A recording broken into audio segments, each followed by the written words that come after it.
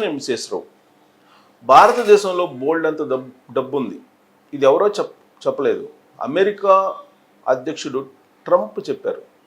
నరేంద్ర మోడీ గారు అమెరికా వెళ్ళినటువంటి సందర్భంగా ట్రంప్ భేటీ అయ్యారు. ట్రంప్ నరేంద్ర మోడీ గారు భేటీ అయిన తర్వాత వచ్చినటువంటి న్యూస్ ఏంటంటే భారతదేశంలో బోల్డ్ అంత డబ్బు ఉంది, నరేంద్ర మోడీ గారు మంచి వ్యాపారి అనే వ్యాఖ్య కూడా చేశారు ట్రంప్. ఇదంతా ఎందుకు చెప్తున్నానంటే భారతదేశంలో ఉండేటువంటి డబ్బు మొత్తాన్ని పైసాతో సహా బయటికి తీసుకొచ్చేదానికి నరేంద్ర మోడీ గారు ప్లాన్ చేస్తున్నారు. దాంట్లో భాగంగా కొన్ని రిస్ట్రిక్షన్స్ పెడుతూ కొన్ని కొత్త చట్టాలను కూడా తీసుకొచ్చేటువంటి ప్రయత్నం చేస్తూ ఉన్నారు. వాస్తవంగా ఆరోగ్యం బాగలేనప్పుడు డాక్టర్ల దగ్గరికి వెళ్తూ ఉంటారు. ఆర్థిక పరిస్థితి బాగుండాలని అంటే కనుక ఆడిటర్లు బాగుండాలి. ఈ విషయాన్ని నరేంద్ర మోడీ గారు దాదాపుగా 4-5 సంవత్సరాల క్రితమే చెప్పారు. ఆర్థిక డాక్టర్లు ఆడిటర్లు అని. కాబట్టి ముందు వాళ్ళకి సరైనటువంటి గైడెన్స్ ఇవ్వాలి. వాళ్ళు కనుక సరిగ్గా ఉంటే భారతదేశంలో ఉన్నటువంటి బ్లాక్ మనీ అనేది ప్రస్తావన ఉండదు అనేటువంటి ఆలోచన దాదాపు 2019 ఆ ప్రాంతంలో నోట్లు రద్దు చేసిన సందర్భంగా అప్పుడు ఆయన ఆలోచన చేశారు. ఆర్థిక ఆడిటర్లు, ఆర్థిక డాక్టర్లు, ఆడిటర్లు అని. సో ఇప్పుడు ఐటీకి సంబంధించినటువంటి ఇన్కమ్ ట్యాక్స్కి సంబంధించినటువంటి చట్టాలని మారుస్తూ ఉన్నారు నరేంద్ర మోడీ గారు. చాలా పకడ్బందీగా వాటిని తీసుకొస్తూ ఉన్నారు.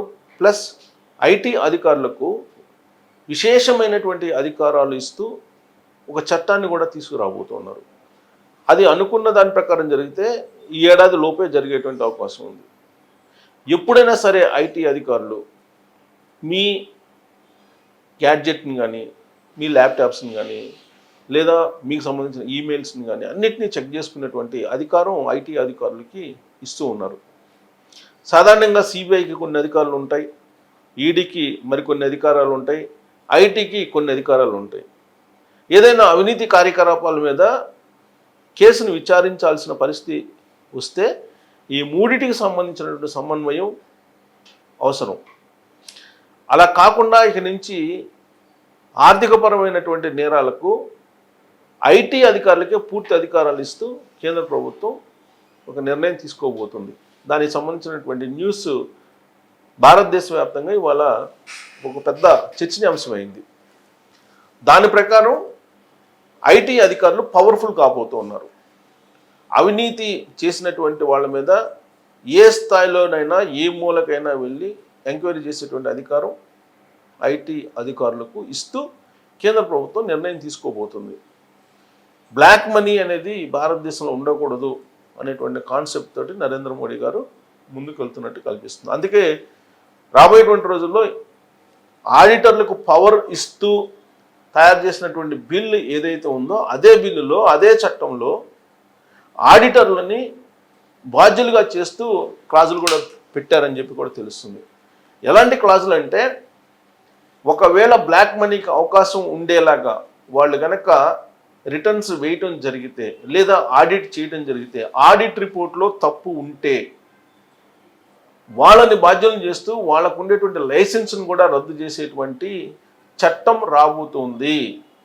ఈ చట్టమే ఐటీ అధికారులకు కూడా పవర్ఫుల్గా మారబోతుంది అనేది.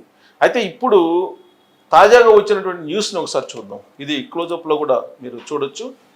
తాజాగా వచ్చినటువంటి న్యూస్ ఇప్పుడు యాక్చువల్గా రిపోర్ట్ అయింది న్యూస్. అన్ని మీడియాలో కూడా వచ్చింది. అది మీకు నేను చూపిస్తాను, అది చదివి వినిపిస్తాను కూడా. ఇది అన్ని మీడియాల్లో వచ్చింది వాళ్ళ లేటెస్ట్. దీని ప్రకారం ఏంటంటే ఐటీ ఎగ్గొట్టారనే అనుమానం వస్తే చాలు ఈమెయిల్ను తనిఖీ చేస్తారు. ఐటీ అధికారులకు విస్తృత అధికారాలు, సోషల్, ఇన్వెస్ట్మెంట్, ఈమెయిల్ ఇలా ఏ ఖాతాలోనైనా తనిఖీ చేసేందుకు పవర్. కొత్త ఐటీ బిల్లులో ఈ మేరకు నిబంధనలు. పార్లమెంటు ఆమోదిస్తే వచ్చే ఏడాది ఏప్రిల్ 1వ తారీఖు నుంచి అమల్లోకి కొత్త చట్టం.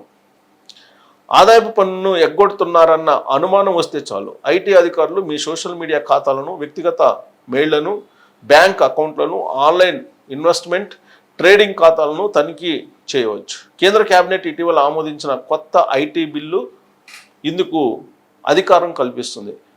లెక్కల్లో చూపించని నగదు, నగలు, ఇతర విలువైనటువంటి వస్తువులు, పత్రాలు మీ దగ్గర ఉన్నట్లు భావించినా కూడా అధికారులు వీటన్నిటినీ తనిఖీ చేసేలా ఈ బిల్లు విస్తృత అధికారాలను కట్టబెడుతుంది.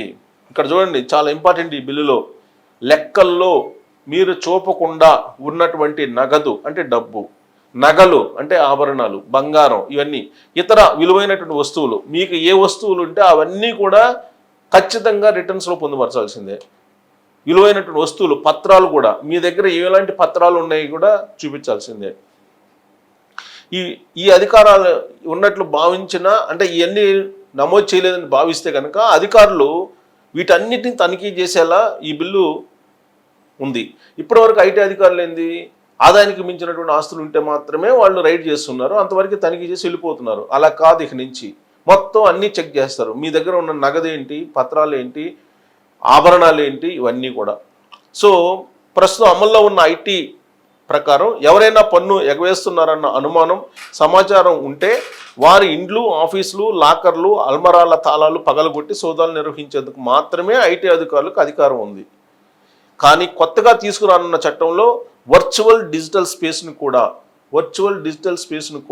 తనిఖీ చేయవచ్చని పేర్కొన్నారు. ఐటీ బిల్లులోని 247వ క్లాజులో వర్చువల్ డిజిటల్ స్పేస్ కిందకు ఏమేమి వస్తాయన్న దానిపై వివరణ ఇస్తూ ఈమెయిల్లు, ట్రేడింగ్ ఖాతాలు, సోషల్ మీడియా అకౌంట్లను, క్లౌడ్ సర్వర్లను కూడా ఈ జాబితాలో చేర్చారు. అయితే ఈ నిబంధనలపై ఆందోళన వ్యక్తం అవుతున్నాయి. వీటిని వ్యక్తిగత గోప్యతకు భంగం కలుగుతుందన్న వాదనలు ఉన్నాయి. కొత్త ఐటీ బిల్లును ఫిబ్రవరి 7న కేంద్ర కేబినెట్ ఆమోదించింది. ఆల్రెడీ కేంద్ర కేబినెట్ కూడా ఆమోదించింది. పార్లమెంట్ ఆమోదించాల్సి ఉంది. పార్లమెంట్ ఆమోదించి పార్లమెంట్ ఆమోదించి రాష్ట్రపతి సంతకం చేస్తే ఆ బిల్లు చట్టంగా మారి వచ్చే ఏప్రిల్ 1వ తారీఖు నుంచి అమల్లోకి రాబోతుంది. ఇదండి. ఇప్పుడు ఈ బిల్లు కనుక వస్తే అప్పుడు ఏమవుతుంది, అప్పుడు ఖచ్చితంగా ఈ బ్లాక్ మనీ హోల్డర్స్ ఎవరైతే ఉన్నారో వీళ్ళందరికీ కూడా ఖచ్చితంగా సంఖ్యలు పట్టడంతో పాటు ప్రతి పైసా కూడా నరేంద్ర మోడీ గారు బయటికి తీసుకొచ్చే అవకాశం ఉంది. ప్రతి పైసానే కాదు, ఆభరణాలు కూడా. ఇప్పటి వరకు 30,000 టన్నుల బంగారం హోల్డ్ అయింది భారత ఆర్థిక వ్యవస్థలోకి రాకుండా, దాన్ని కూడా బయటికి తీసుకొచ్చేటువంటి అవకాశం ఉంది. అందుకే ఈ బిల్లు ఆల్రెడీ క్యాబినెట్లో ఆమోదం పొందింది. ఆమోదం పొందినటువంటి ఈ బిల్లుకి రాష్ట్రపతి సంతకం చేయాలి. సంతకం చేసిన తర్వాత ఇది అమల్లోకి వస్తుంది వచ్చే ఏప్రిల్ నుంచి.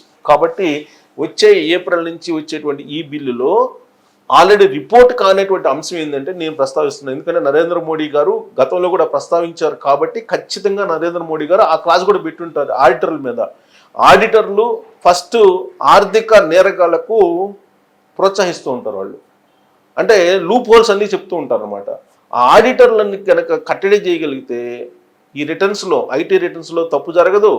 తర్వాత ప్రత్యామ్నాయంగా బ్లాక్ మనీని దాచిపెట్టుకునేటువంటి వెసలుబాటుకున్నటువంటి మార్గాలను కూడా వాళ్ళు చూపించరు. అందుకే వాళ్ళని బాధ్యత చేస్తూ 1కి 2 సార్లు అవకాశం ఇచ్చి 3వసారి కూడా తప్పు చేస్తే వాళ్ళ లైసెన్స్ని శాశ్వతంగా రద్దు చేసే అంశాన్ని కూడా ఈ బిల్లులో పొందుపరచబోతున్నారు.